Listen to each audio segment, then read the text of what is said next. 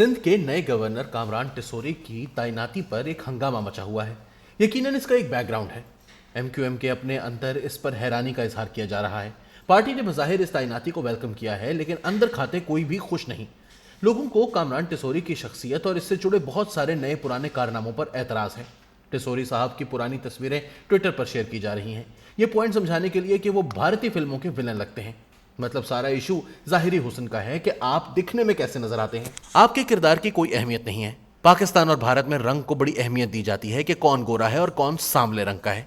रंग दीगर मुल्कों में भी अहमियत रखता है और यूरोप में भी इस पर लहदे होती रहती है, लेकिन पाकिस्तान और भारत में यह एहसास ज़्यादा अहम है कि आप दिखने में कैसे लगते हैं। इसलिए लोगों को नए गवर्नर सिंध की शख्सियत कुछ ज़्यादा पसंद नहीं आई और इनकी मुख्तलिफ तस्वीर पर बड़ी लहदे हो रही है। अक्सर लोगों का ख्याल है कि इनकी वाहिद काबिलियत इनका एक तगड़ा एटीएम होना है।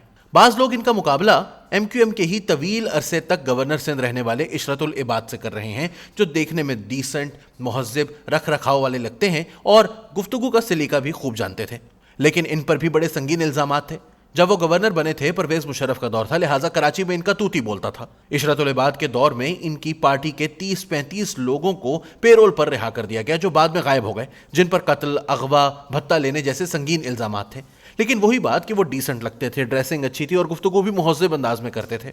वो तवील अरसा गवर्नर रहे, मगर लोगों को कोई मसला ना हुआ। अब देखा जाए तो इशरतुल इबाद और कामरान टिसोरी एक ही पार्टी से हैं, बैकग्राउंड भी एक जैसा है, मुकदमात दोनों पर थे, लेकिन टिसोरी पर ज्यादा तनकीद हो रही है और वजह वही है जो मैंने बताई कि इशरतुल इबाद अच्छा लिबास पहनकर अच्छे तरीके से गुफ्तगू करने का फन जानते थे, जबकि टिसोरी साहब ज़ाहिरी हुलिये से फिल्मों के विलन लगते हैं। आम लोगों के लिए यह हजम करना मुश्किल होता है कि आप असल जिंदगी में भी विलन हो और फिर शख्सियत से भी विलन लगते हो। यह काम यूं चल सकता है कि अगर आप असली जिंदगी में विलन हैं तो कम अज कम ज़ाहिरी शख्सियत को विलन ना बनने दें, फिर इशरतुल इबाद मॉडल फॉलो करें। खैर, अब एक सवाल उठता है, क्या ज़ाहिरी हुलिये से विलन नजर आने वाले सब लोग विलन होते हैं, या फिर इनकी शख्सियत में मोहब्बत प्यार भी हो सकता है, या फिर जितने हैंडसम या क्यूट लोग हैं वो बड़े ईमानदार हैं और अच्छे हैं। इस मुल्क पर कितने लिखे पढ़े, खूबसूरत और हैंडसम लोगों ने हुकूमत की। दुनिया की बड़ी बड़ी यूनिवर्सिटीज से पढ़कर इस मुल्क पर हुकूमत करने आए। हाँ, ये फर्क जरूर था इनमें कि इन्होंने वाइट कॉलर क्राइम्स किए, माल पैसा बनाने के जदीद जरा इस्तेमाल किए, एक आम लुटेरे के बरक्स ऐसी वारदातें डाली कि लोगों को महसूस ही ना हुआ कि इनकी जेब पर डाका डाला गया है। शौकत अजीज को देख लें, 7 अरब रुपए की जायदाद के मालिक और तोशा खानों की बनियानें, मोजे, जुराबें तक न छोड़ी। बेनजीर भुट्टो का जिनेवा में नेकलेस स्कैंडल हो या जरदारी का $60 मिलियन स्विस बैंकों में मनी लॉन्ड्रिंग के बाद रखे गए हों। अब जहन में रखें कि बेनजीर भुट्टो ऑक्सफोर्ड से पढ़ी हुई थी, लेकिन अगलों ने एक नेकलेस से खरीद लिया। जरदारी की जायदाद का तो अब कोई हिसाब ही नहीं। फारूक लगारी भी ऑक्सफोर्ड के तालीम याफ्ता थे, लेकिन क्या हुआ? रजी फार्म स्कैंडल में वो भी फंस गए, जब एक बैंक के एहलकार यूनुस हबीब को अपनी नाकारा ज़रई ज़मीन मार्केट से ज़्यादा नर्ख पर बेचकर करोड़ों कमाए। इमरान खान को देख लें, इनसे ज़्यादा हैंडसम कौन होगा? कहा जाता है कि बेगम बुशरा ने एक पार्टी से 400 कनाल ज़मीन अपने नाम करा ली। बदले में खान साहब ने इस पार्टी को मुबैना तौर पर 50 अरब रुपए का फायदा दिया। इस तरह की कई कहानियां हैं। शरीफ खानदान के लोग भी बज़ाहिर बड़े कूल और सॉफ्ट हैं, लेकिन इनके कारनामे 5 बड़े आजमों तक फैले हुए मिलेंगे। इसहाक डार की शख्सियत देख लें, माशाल्लाह बहुत शानदार है, लेकिन इनका नैब को दिया गया एतराफ़ी बयान पढ़ लें, जिसकी बुनियाद पर नैब चेयरमैन जनरल अमजद ने इनकी सज़ा मुआफ़ कर दी थी, तो आपके कानों से धुआं निकलेगा। इस तवील एतराफ़नामे में इन्होंने पूरे शरीफ खानदान का कच्चा चट्ठा खोल कर रख दिया था। अगर फिर भी आपको शक हो तो सलमान शहबाज और हमजा शहबाज को देख लें। मनी लॉन्ड्रिंग के जो जदीद तरीके इन्होंने ढूंढे वो आपको कहीं और नहीं मिलेंगे।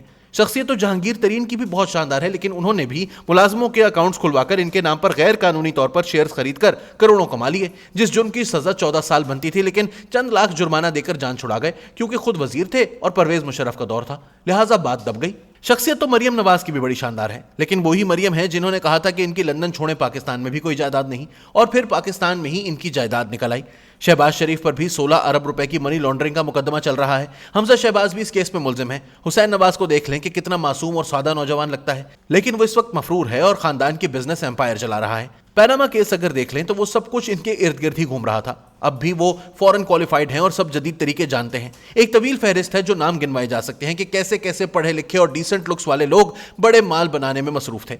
इस तरह जो लोग इस मुल्क की ब्यूरोक्रेसी में बैठे हैं, आपका क्या ख्याल है, ये अफसरान हैंडसम या पढ़े लिखे और मुतासिर कुन शख्सियतों के मालिक नहीं हैं?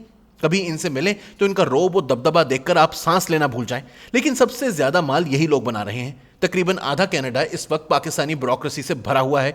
इन लोगों ने पाकिस्तान से पैसा बनाकर वहां की शहरियत ले रखी है। ज्यादातर बच्चे वहीं सेटल कर दिए हैं। लाख 1.5 लाख रुपए तनख्वाह वाले पुलिस अफसरान ने कनाडा में 20-20 लाख डॉलर्स के घर खरीद कर बच्चे शिफ्ट कर दिए हैं। यकीनन इस ब्यूरोक्रेट क्लास में ईमानदार अफसरान भी शामिल हैं जिनकी शख्सियत भी मुतासर कुन है, लेकिन आटे में नमक के बराबर।